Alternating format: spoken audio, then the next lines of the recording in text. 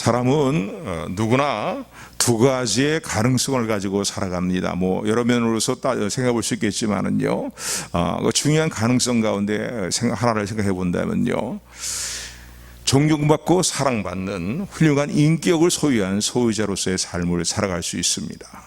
그런가 하면은 반면에 사람들이 흔히 욕하고 또 사람들이 흔히 추하게 생각하는 짐승만도 못한 그러한 비인격을 소유한 자로서의 삶을 살아갈 수 있습니다.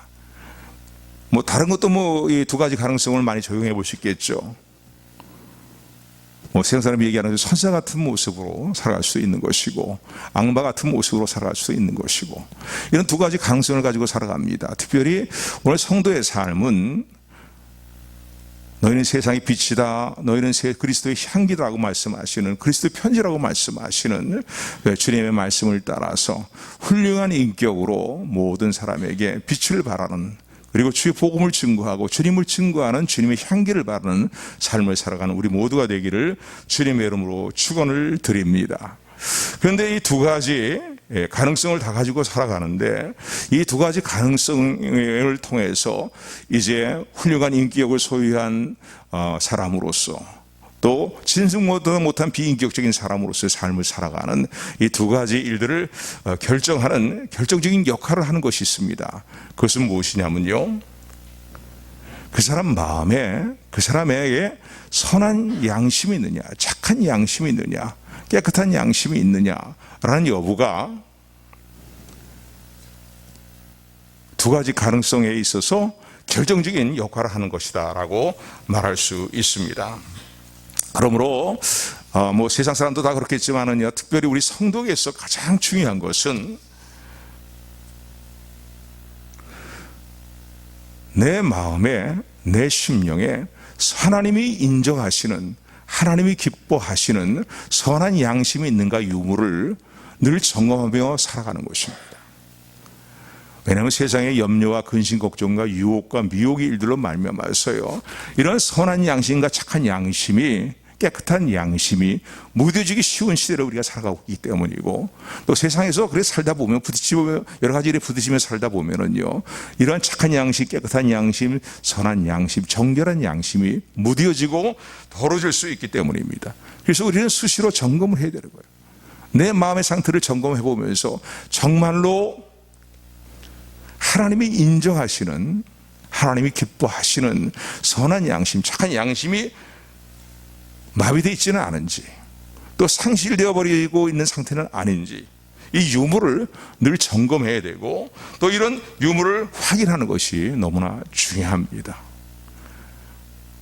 왜 그렇습니까? 이런 유무를, 이런 선한 양심의 존재 여부를 우리가 점검하게 될 때에 혹시 우리의 선한 양심이 무뎌지거나 선한 양심을 상실한 모습으로 살아가는 내 모습을 발견하게 되고 깨닫게 되고, 그리고 회개의 자리로 우리를 인도하는, 또 이를 선한 양심이, 우리 이런 이 점검의 일들이, 유무를 점검하는 일들이 우리를 인도하기 때문입니다. 그래서 하나님 옆에 회개하면서 주님의 보혈을 붙들고 다시 우리가 일어서는, 주님의 보혈을 의지하고 성령의 감동으로 다시 일어서서 선한 양심과 착한 양심을 가지고 하나님을 섬기게 하시는 하나님의 은혜가 오늘도 변함없이 우리에게 임하기 때문에 우리는 수시로 점검을 해요.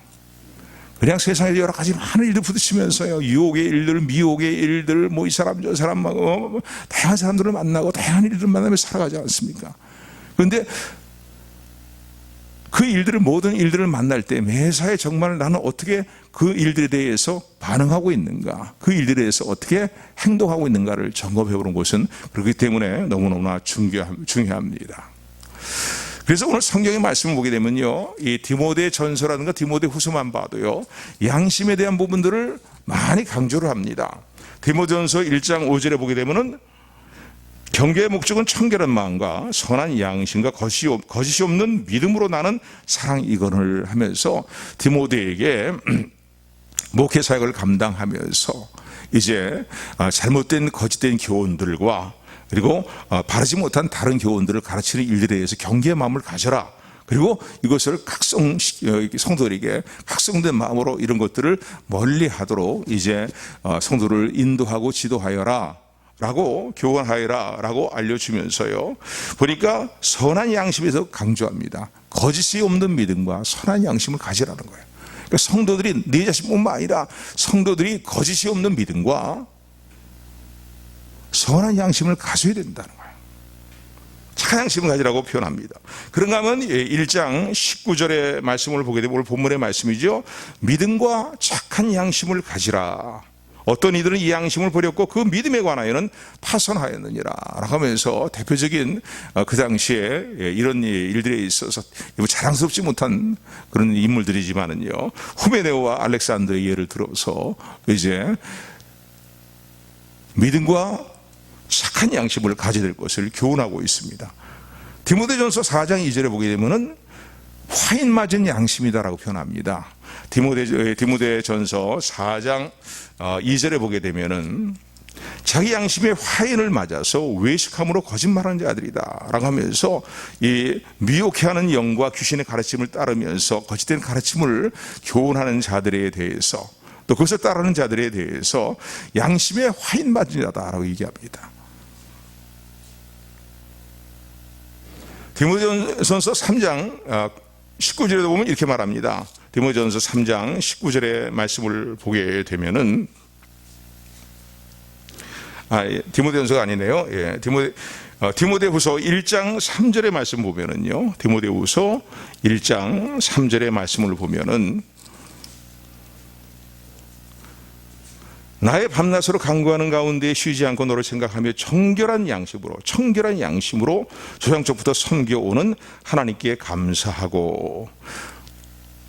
디모데를 볼 때에, 바울이 자신의 제자인 디모데를 볼 때에 청결한 마음으로, 그의 조상 때부터 섬겨왔던 그 하나님 섬겨는 그 믿음과 섬김의 자세가 청결한 양심으로 섬겨왔다는 거예요. 물론 바울 자신도 마찬가지고. 그러니까 성경을 보게 되면은요, 다양하게 이런 부분들에 대해서 이제 언급을 합니다.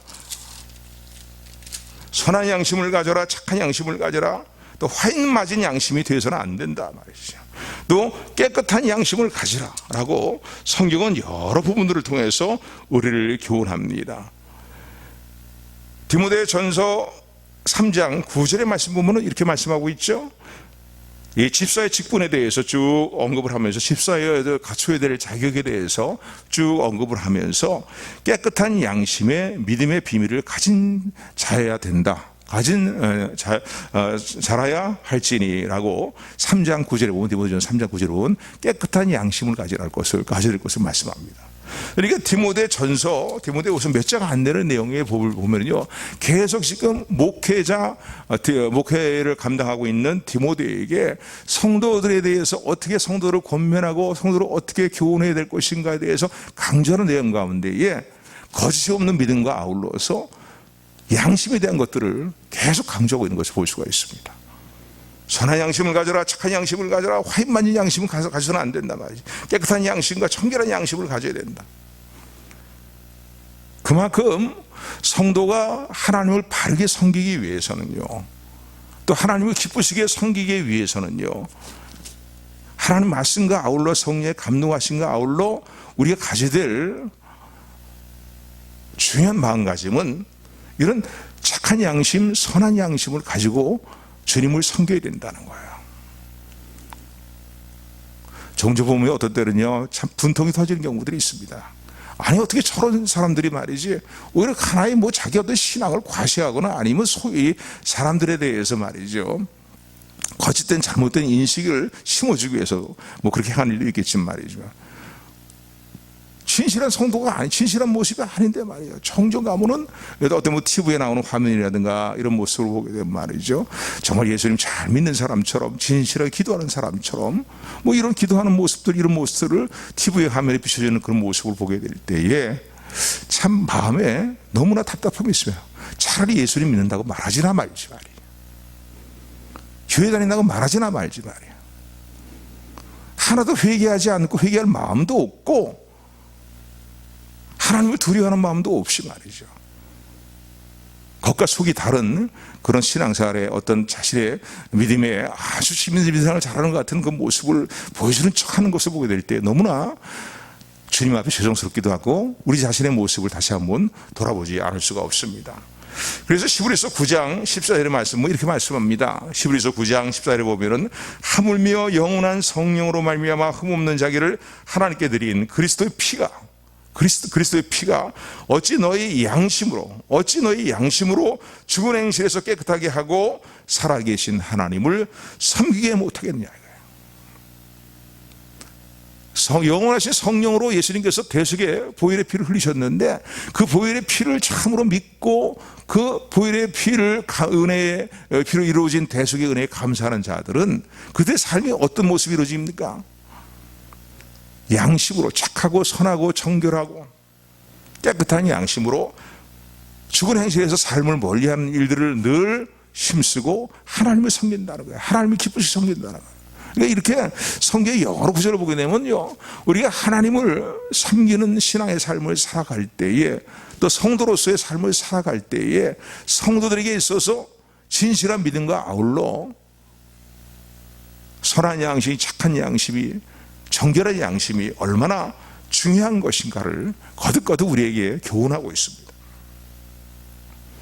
그러므로요, 우리 오늘 성도들의 삶은요, 세상이 뭐 어떻게 변하든, 풍조가 어떻게 변하든 말이죠, 하나님의 말씀을 이미 우리의 인생에 가는 길에 등불이요 빛이요 지침이라는 사실을 믿는다면은 세상 풍조가 아무리 바뀌고 갈린다 할지라도요, 하나님 앞에서의 면전의식을 가지고 선한 양심, 착한 양심, 정결한 양심을 가지고 깨끗한 양심으로 하나님 말씀을 따라 성령의 감동하심을 따라 주님을 섬기는 삶의 일들을 매 순간순간 결단하며 나가는 우리 모두가 되기를 주님의 이름으로 축원을 드립니다. 여러분, 성도들이요, 선한 양심, 착한 양심, 정결한 양심을 빼앗기거나 상실해버리거나 잃어버리게 되면요, 어떻게 됩니까? 신앙생활이나 인간성이요, 뻔뻔해집니다. 뻔뻔해져요. 죄의식을 느끼지도 몰라요. 부끄러울지도 몰라요. 누구 자꾸 뭐 다른 사람 비판할 거예요? 아니라 사실 뭐 보면 그렇죠. 이런 사람들이 있어요. 인간성이 뻔뻔해. 근데 누구보다 예수님 잡는 것처럼 그러는데 인간성이 뻔뻔하고 그 신앙생활도 너무나 뻔뻔해 갖고서 말이죠, 전혀 죄의식을 느끼지 못하는 것 같은 말이에요. 거짓말을 떡먹듯이 하고 말이죠, 낯색 하나 변하지 않고 말이에요, 나에게 큰 뭐 손실을 끼치면서도 말이에요, 전혀 안 그런 척하고 인간성이 뻔뻔해지는 그런 신앙생활이, 그걸 인정할 수 있는 신앙이 아니죠. 뻔뻔해지는 그런 모습을 보게 됩니다. 부끄러움은 몰라요. 믿지 않은 사람보다 믿는다 하면서 부끄러움을 모르는 그런 모습이 되고 마는 거예요. 왜 그렇습니까? 선한 양심을 버렸기 때문이에요. 착한 양심을 버리고 화인 맞은 양심을 갖고 살기 때문에 그렇습니다.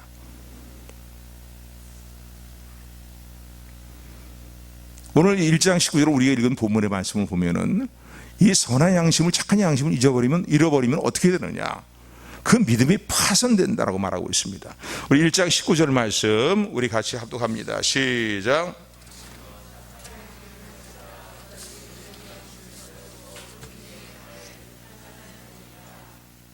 아멘. 믿음이 파손된다는 게 뭐겠어요? 믿음이 다 깨어지고 만다는 거예요. 그러니까 성도는 그냥 예수님 믿고서 그냥 물론 주여 믿습니다 이 말도 우리 크게 잘해야 되겠지만은 양심을 버리면 안 된다는 거예요. 양심을 버리고 선한 양심, 착한 양심을 버리게 되면 어떡합니까? 그 믿음이 깨어지고 만다는 거예요. 배가 파손돼서 물속에 침몰되는 것처럼 양심이 다 깨어지고 말고 끝나버리고 만다는 거예요, 신앙생활이. 자, 그렇다면 여러분, 양심이라는 게 뭡니까? 뭐 어원적으로 본다면 여러 가지로 뭐 이해할 수 있겠지만은요, 어원적으로 보면 이렇습니다. 같이 안다라는 그런 의미를 가지고 있어요. 양심이라는 건 같이 안다는 거예요. 그러니까 양심을 통해서 일반적으로 선으로 인정하고 규정된 일들에 대해서 인식하게 되는 것, 이게 양심이에요. 그러니까 양심의 기능을 통해서 뭐예요? 무엇이 선인가를 보편적으로 모든 사람들 인정하는 선에 대한 것들을 이제 깨닫게 되고 인식하게 되는 것이다. 좀 더 나가서는 또 어떤 분들이 이런 표현을 씁니다. 선악을 아는 기능이고 동시에 정서다 이렇게 표현하기도 합니다. 이거 일반적인 이제 어원적인 표현입니다. 그러나 오늘 그리스도인들이 가져야 될 양심은 어떤 양심입니까? 하나님이 주시는 양심을 가져야 돼요. 하나님이 인정하시는 양심을 받아야 돼요. 세상 사람들이 다 착한 양심이다 막 이렇게 얘기해도 하나님 보시기에 인정하지 않는 양심이 있을 수 있는 거죠. 요즘 같은 경우에 그렇잖아요. 무슨 상대방의 뭐 인격을 존중한다는 뭐 이런 미명 아래서 말이죠. 하나님 말씀에 어긋나는 것까지도 말이죠. 나의 뭐 선한 양심, 착한 양심을 비춰볼 때는 말이야, 이런 것은 말이야 너무나 부당하다는 식으로 그렇게 하는 얘기 있어요. 그 대표적인 예가 뭡니까?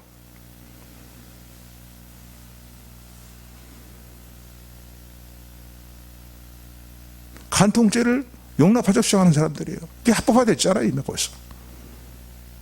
종교다운 죄를 용납하지 않은 거야.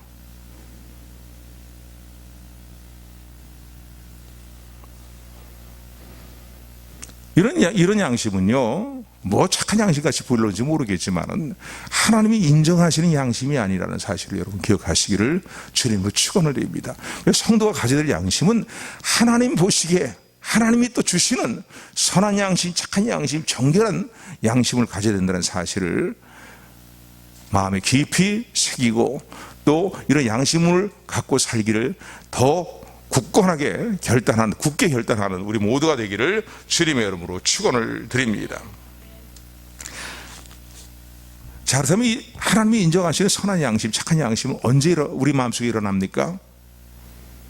성령이 우리와 함께 하실 때, 한번 따라하세요. 성령께서 함께 하실 때에 일어나는 양심이다. 성령이 우리 가운데 계실 때에 이 하나님이 인정하시는 선한 양심, 착한 양심, 정직한 마음들이 일어납니다. 인간의 어떤 노력으로 말이죠, 인간의 어떤 의지력으로 뭐 또 혈통적인 어떤 뭐 혈통의 어떤 뭐 그 가문의 어떤 혈통이라든가 교육이라든가 이런 것을 통해서 이 선한 하나님이 인정하신 선한 양심을 갖게 되는 게 아니라 성령께서 내 마음에 임해 계시고 내 마음에 감동을 주시고 말씀을 따라 감동을 주실 때에 하나님이 인정하시는 착한 양심, 선한 양심을 가지고 살게 된다는 사실을 기억하시기를 주님으로 축원을 드립니다.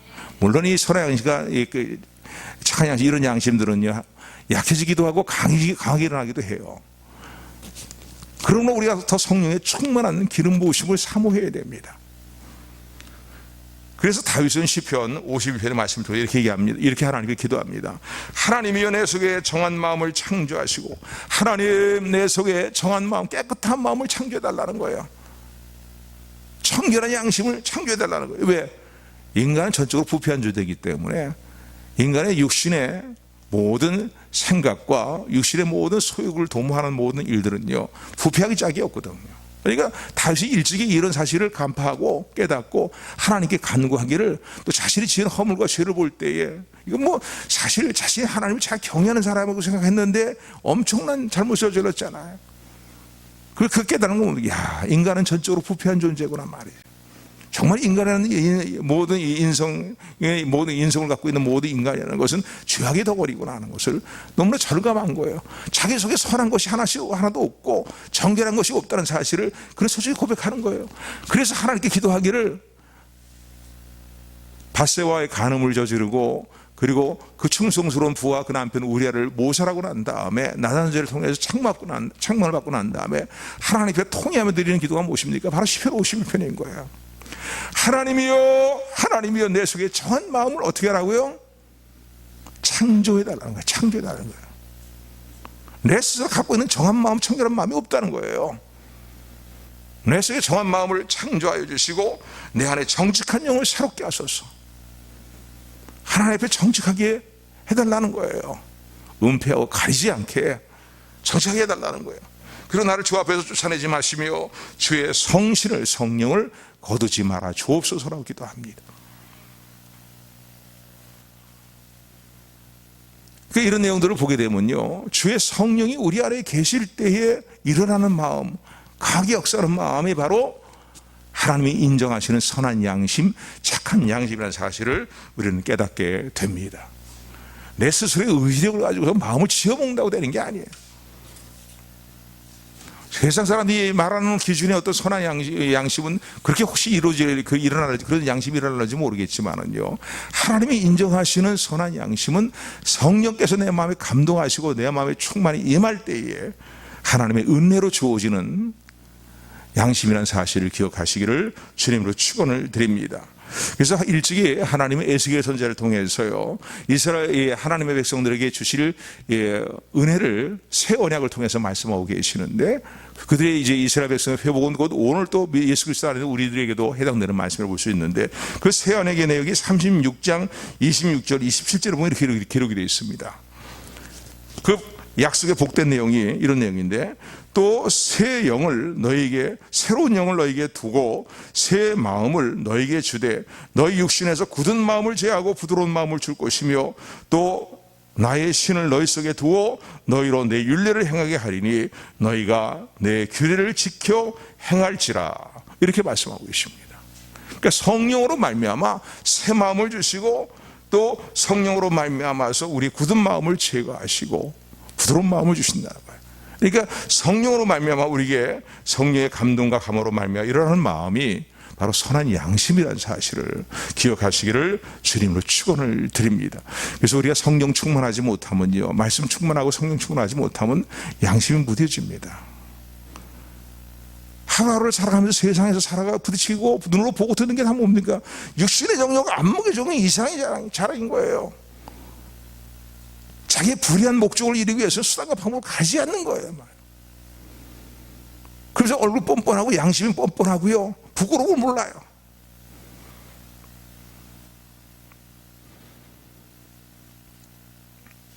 다윗과 같이 오늘 저와 여러분도 늘 성령의 충만함을 사모하면서 성령의 충만함을 우리에게 부어주시어서 우리 속에 정직한 영을 더욱더 새롭게 하시고, 날마다 매 순간마다 정한 마음을 더욱더 창조해 주시는 은혜로 함께 하옵소서.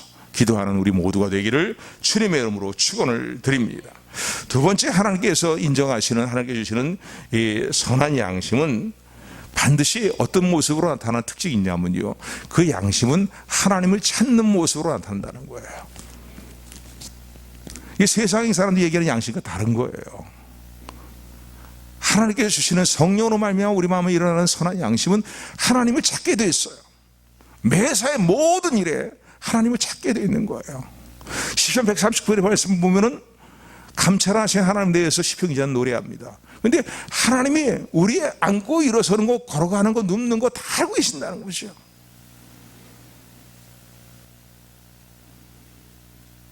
우리 향하신 바닷가의 모래보다 수많은 모래보다 더 많은 보혈한 생각을 가지고서 하나님 우리의 모든 것을 감찰하고 계시고 살피고 계시면서 우리에게 진정으로 유익이 되는 길로 우리를 인도하시고 우리가 함께 하신다는 사실을 시편 139편을 통해서 시편 기자는 노래합니다. 그래서 시편 139편 마지막 구절에 가야 되면은 시편 기자는 이런 하나님의 은혜를 깨닫고 어떻게 하나님께 간구합니까? 하나님 나를 시험하사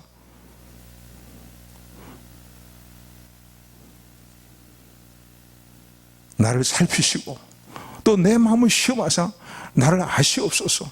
내게 무슨 악한 죄악이 있는가를 보시고 영원한 길로 나를 인도하여 주옵소서라고 그렇게 기도로 마무리 짓는 모습을 볼 수가 있습니다. 선한 양심은요, 하나님을 찾는 모습으로 나타난다는 거예요. 무슨 일을 만나게 나의 모든 걸 다 알고 계신 하나님, 매사의 모든 일을 만나게 될 때, 물론 슬프고 기쁠 때라든가 또 도움을 간구하니까 매사 하나님이 인정하는 거 중요하지요. 매사 인정해야 됩니다. 특별히 그러나 매사에 하나님의 뜻이 무엇인가를 깨닫고, 그리고 하나님을 향해서 우리의 마음이, 우리 양심이 하나님을 향해서 가는 일들이 너무나 중요하다는 사실을 기억하시기를 주님으로 축원을 드립니다. 이게 하나님이 기뻐하시는 일인지, 하나님이 미워하시는 일인지, 하나님의 뜻과 정반대되는 길인지, 아니면 하나님의 뜻과 일치되는 길인지 하나도 분별하려고 하지도 않아요. 분별하려고 하지도 않고 하나님의 뜻을 구하지도 않고 찾지도 않습니다. 또 죄를 지었을 때도 그래요. 뻔뻔해서 부끄럼도 몰라요. 하나님을 찾지도 않아요. 그런데 하나님이 주시는 선한 양심, 착한 양심, 정결한 양심을 갖고 있는 사람들에게 나타나는 특징이 뭔지 아십니까? 그래서 성도들에 나타나는 특징이 뭔지 아십니까? 그 착한 양심, 선한 양심이, 깨끗한 양심이 하나님을 향해서 가는 거예요. 하나님을 찾는 거예요. 죄를 지었어도 그런 거예요. 하나님 잘못했습니다. 믿지 않은 사람들이요, 자신의 죄 문제 때문에 하나님 찾는 거 봤습니까? 물론 하나님이 은혜를 주셔서 예수 믿기로 인도하기 위해서 은혜를 주신 사람들에게는 그런 역사들이 나타나지만요, 계속 하나님을 부인하면서 거부하는 사람들에게 이런 역사가 나타나거든요. 그러니까 하나님이 주시는 착한 양심, 선한 양심은 반드시 하나님을 찾는 것으로 나타난다는 거예요. 그래서 베드로 전서 3장 21절의 말씀 보면은 이렇게 얘기합니다. 물은 예수 그리스도의 부활하심으로 말미암아 이제 너희를 구원하는 편이 곧 세례라. 육체의 더러운 것을 제하여 버림이 아니 오직 선한 양심이 하나님을 찾아가는 것이다. 이 세례 받을 때 이 물에 대한 의미죠. 물은 곧 세례라는 거야. 그러니까 너희를 구원하는 하나님의 표라는 거예요. 표인데 그렇게 설명하면서 이것의 이 물세례의 진정한 의미를 설명하고 있습니다. 진정으로 물세례 받고 거듭난 사람의 삶에 나타나는 특징이 뭐냐면 매 순간 모든 매사에 선한 양심이 하나님을 찾는다는 거예요. 양심 묻어지면은요, 하나님을 찾지 않죠. 그럼 뻔뻔해지는 거예요. 부끄럽도 모르는 거예요. 죄의식도 못 느끼는 거예요. 하나님 주시는 선한 양심은 매사에 하나님을 찾고 하나님을 향해 간다는 사실을 여러분 기억하시기를 주님의 이름으로 축원을 드립니다.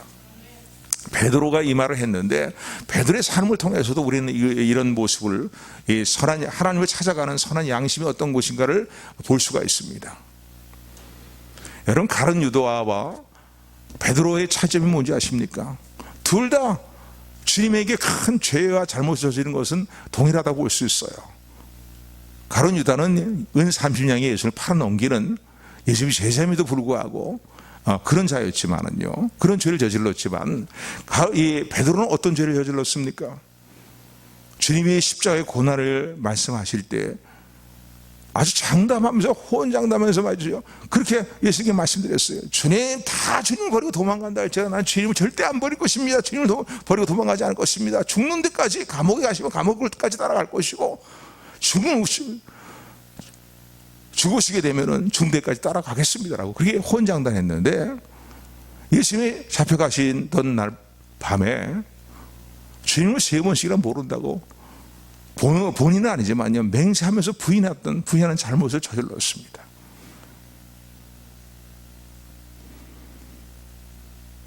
자, 그렇다면 이런 잘못을 저지르고 난 다음에, 이런 허물을 있는 죄를 저지르고 난 다음에 베드로의 양심이 어떻게 행했습니까?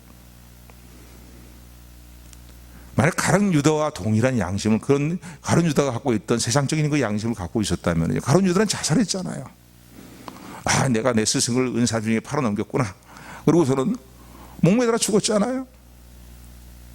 이건 세상 사람들이 말하는 양심이에요. 하나님이 기뻐하시고 하나님이 인정하시는 또 성령으로 주시는 양심은 어떤 양심이냐? 베드로의 모습을 깨닫게 되는데, 베드로는 그러면 가룟 유다와 같이 동일하게, 가룟 유다도 죽었으니까, 자살했으니까 아마 자살해야 되는 것이 마땅한 것입니다. 그런데 베드로가 그랬습니까? 그러지 않았어요. 자신의 죄를 깨닫게 될 때, 주님이 멀찍이서 자기를 돌아보시는 주님의 모습을 볼 때 주님이 하신 말씀이 생각나서, 네가 오늘 닭 울기 전까지 3번 나를 모른다고 부인할 것이라고 말씀하신 주님의 말씀이 생각나서요, 어떻게 했습니까? 자살하러 갔습니까? 아니에요. 통곡하면서 회개했어요. 통곡하고 회개했다는 건 뭐예요? 하나님이, 그 양심이 하나님이 찾아가는 거예요. 하나님을 찾는 거예요.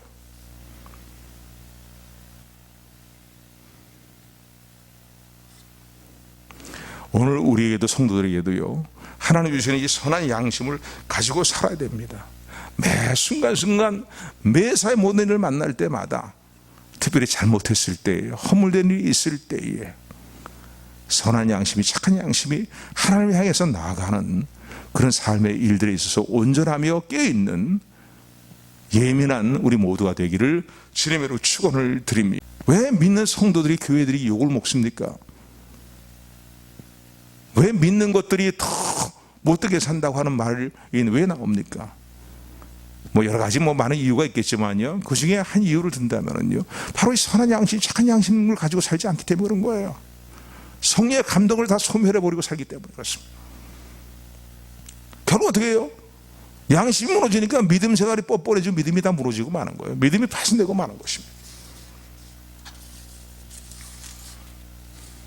그래서 오늘 베드로를 통해서 하나님 우리에게 말씀하십니다.